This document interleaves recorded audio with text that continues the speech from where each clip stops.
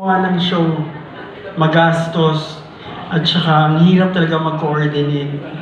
Mabuti na lang po, may isang Miss Cecil Bravo na tumutulong po sa amin. And then kahit nga po itong aking inaalagang cancer patient, palagi po ito tinutulungan, pinapadala ng pera ni Ma'am Cecil. Good afternoon po. Good evening. Good evening po. Una po, thank you po Ma'am Cecil Bravo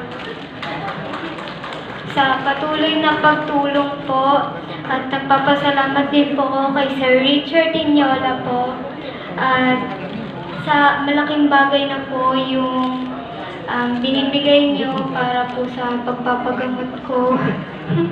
Maraming salamat po.